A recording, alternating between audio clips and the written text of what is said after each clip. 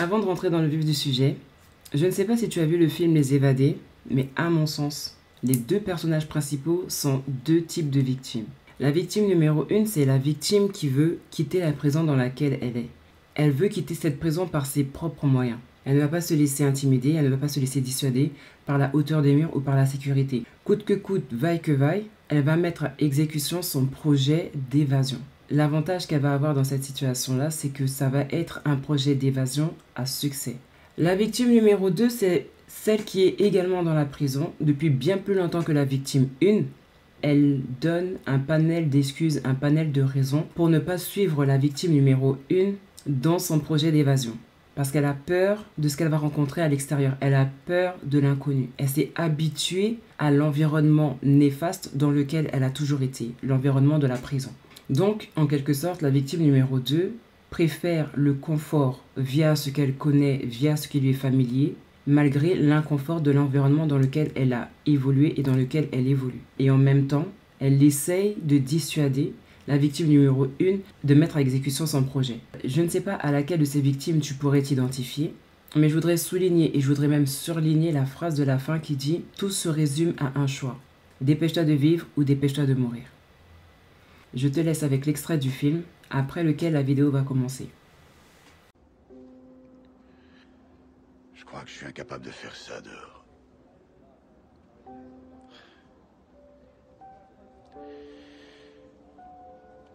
J'ai passé ici la plus grande partie de ma vie. Je suis un institutionnel maintenant. Comme l'était Brooks. Non, tu te sous-estimes à mon avis. Je ne le crois pas. Enfin, je veux dire... Ici, c'est vrai que je suis le gars qui dégote certaines choses, mais dehors, il te suffit de l'annuaire ou pas le jaune. Je saurais même pas où chercher, putain. L'océan Pacifique. Merde. Moi, j'aurais une peur bleue dans un truc aussi grand. Pas moi. Je n'ai pas tué ma femme, je n'ai pas tué son amant. Quelles que soient les fautes que j'ai commises, j'ai payé plus que j'aurais dû. Cet hôtel, ce bateau, je ne crois pas que ce soit trop demandé.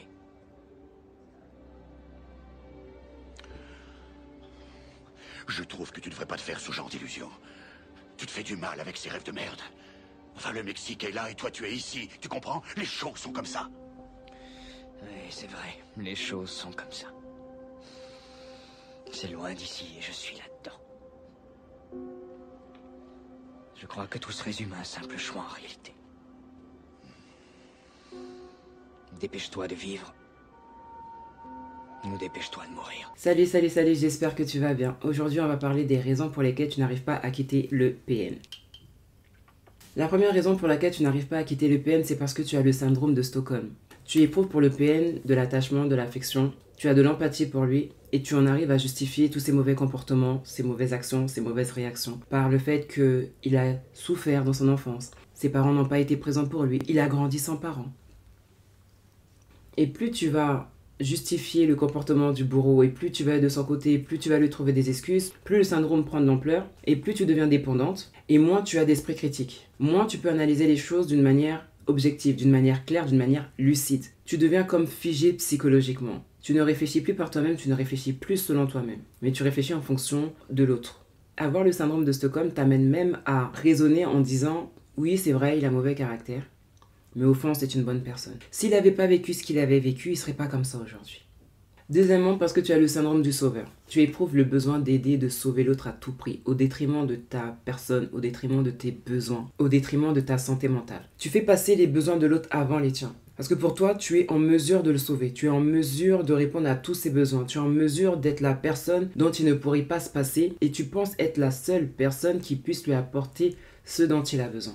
Quels que soient ses besoins, quelles que soient ses demandes, tu penses que tu es la seule à pouvoir y répondre. Mais en fait, en réagissant comme ça, tu es en train de révéler que toi-même, tu as une forte dépendance affective. Ta reconnaissance ou bien la conscience de ta valeur te vient du travail que tu auras accompli dans la vie de l'autre. Tu es aussi en forte insécurité émotionnelle. Donc tout ça réuni ensemble, si tu tombes sur un PN, il est normal que tu aies du mal à le quitter. Parce qu'il va toujours se montrer dans le besoin. Il va même commencer à jouer de ça et à te faire passer pour celle qui est la seule à pouvoir l'aider à s'en sortir. Se sortir d'une situation, d'un comportement, d'un état d'esprit duquel au fond de lui il ne veut même pas sortir. Troisièmement, parce que tu t'es trop investi dans la relation. En coaching, j'ai entendu des gens me dire « Ah, j'ai trop investi en lui, il est hors de question que je le laisse. S'il est devenu ce qu'il est, c'est grâce à moi. Ou si elle est devenue ce qu'elle est. J'ai investi financièrement. J'ai trop investi en fait. J'ai trop donné de mon temps, de mon argent, de mon énergie pour qu'une autre personne puisse en jouir. C'est hors de question. » Ou même, il y en a qui vont dire « C'est grâce à moi si aujourd'hui il est régularisé ou il a la nationalité, tout ça là. C'est grâce à moi. Et moi, aujourd'hui, je vais le laisser. Tous ces temps qu'on a passé à la préfecture, toutes ces démarches qu'on a dû faire ensemble. Bref, aujourd'hui, s'il est ce qu'il est, c'est grâce à moi. Limite, j'ai refait son éducation.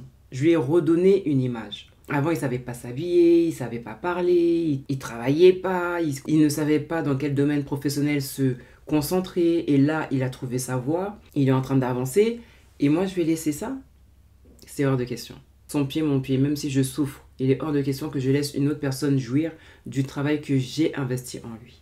Quatrièmement, à cause de ce que les gens diraient. On le sait, les gens, quoi que tu fasses, quoi que tu dises, ils parleront toujours. Que tu fasses bien, que tu fasses mal, il y aura toujours des langues qui vont se délier pour critiquer ce que tu as fait. Mais il y a des personnes qui disent « Non, moi je préfère pas me séparer de lui ou d'elle parce que les gens vont parler, ma famille va parler, sa famille va parler. Ils vont dire que c'est grâce à elle que j'ai eu les papiers, ils vont dire que j'étais un profiteur ou que j'étais une profiteuse. Bon, tu vois, tu switches en fonction de ta situation. Ils vont dire que j'ai voulu profiter d'elle, ils vont dire que voilà, avant j'avais rien, j'étais aux petits soins et que maintenant j'ai eu ce que je veux, je me barre. » Ou ça, il y a des gens qui vont dire « Mais tu ne pourras pas refaire ta vie avec tes enfants en tant que divorcé. Bon courage pour te remettre sur le marché de l'amour. Il va falloir que tu vois tes critères à la baisse parce que tu seras vraiment pas en mesure de faire la fine bouche. » Bah écoute, moi je te conseillerais plutôt de t'acheter un chat parce que c'est la seule compagnie dont tu vas bénéficier. Donc il y a des gens qui ne quittent pas des relations pour ne pas qu'on parle dans leur tête, dans leurs relations, dans leur situation, dans tout. Et ils restent. Parce qu'en même temps, ils se disent que ce que les gens disent est certainement vrai. Cinquièmement, parce que tu as peur justement de refaire ta vie, dû à ce que tu as pu entendre de l'extérieur. Parce que quand tu as l'intention de partir et que tu commences à en parler un petit peu autour de toi, les gens te disent ce genre de phrases, comme je l'ai dit tout à l'heure dans le quatrième point. Refaire ta vie avec des enfants, faudra pas faire la fine bouche quand tu vas te remettre sur le marché de l'amour, etc., etc., etc. Il y a des personnes qui se laissent influencer, impacter par ce genre de paroles et qui, à un moment donné, se disent bah, je peux pas quitter la situation parce que ça se trouve, c'est ce que je vais vivre, je vais peut-être pas pouvoir refaire ma vie, je vais peut-être pas retrouver quelqu'un. À mon âge, j'ai peut-être pas, je pourrais peut-être pas avoir ce que je veux vraiment ou ce que je mérite. Ou soit tu te laisses influencer par les paroles que le PN a été amené à te dire. Genre, après moi, tu pourras pas refaire ta vie. Sans moi, tu vas pas réussir. Personne ne voudra de toi. Toutes ces phrases-là. Et bien, à un moment donné, elles trouvent leur nid. Si on les accepte, elles trouvent leur nid en nous. Et le problème, c'est que toi, tu ne quittes pas une relation avec le PN parce que tu as donné de la place à ces dires qui ont fait leur nid en toi et que tu prends pour vérité alors que ce ne sont que des mensonges. Sixièmement, parce que tu te sens coincé dans la relation. Tu te sens coincé matériellement parce que vous avez pris une maison ensemble, acheté ou loué, vous avez pris ensemble, il y a vos 2 noms sur le bail, ou bien il est venu s'installer chez toi et il ne veut pas quitter les lieux.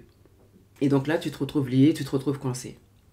Tu te retrouves coincé financièrement parce qu'avec monsieur ou avec madame, vous avez pris un crédit, vous êtes co-emprunteur. Ou bien parce que vous avez pris un compte commun ensemble et que maintenant, pour te désolidariser du compte, il faut l'accord des 2 parties, mais l'autre partie va se montrer de mauvaise foi et va refuser de donner son accord pour que tu te désolidarises du compte. Tu te retrouves coincé parce que tu es isolé géographiquement et humainement, dans le sens où il t'a emmené à aller vivre loin des tiens, loin de tes habitudes, loin de ton environnement habituel, et en même temps, et où, je vais dire, il t'a aussi isolé des tiens. C'est-à-dire qu'il a pu faire en sorte à ce que tu ne sois plus en contact avec les tiens. Soit il a créé des conflits, soit il t'a juste mis des choses dans ta tête qui font que maintenant, tu as voulu prendre tes distances en lui donnant raison sur ce qu'il t'a dit. Vrai ou pas vrai. Mais maintenant, tu te retrouves coincé. Mettons que tu habitais avec lui en région parisienne et que tu te retrouves à aller habiter en Suisse, à sa demande. Mais avec le projet pour lui de t'isoler et de faire de toi ce qu'il veut. Et si tu t'es mis à mal avec tes proches à cause de lui, ça va être difficile, ça peut être difficile de les appeler à l'aide concernant la personne pour lesquelles tu t'es mis à mal avec eux. Et tu te retrouves coincé par les enfants parce qu'ils menacent que tu ne les reverras plus si jamais tu le quittes. Et il va faire en sorte à réunir un certain nombre de personnes, un certain nombre de témoignages pour te discréditer lorsque tu vas faire des réclamations ou lorsque tu vas vouloir porter plainte. Mais comme tu ne veux pas que tes enfants soient déchirés avec des gardes alternés, mais en fait sous cette ambiance anxiogène, ce que tu vas faire, tu vas prendre sur toi et attendre au pire leur majorité.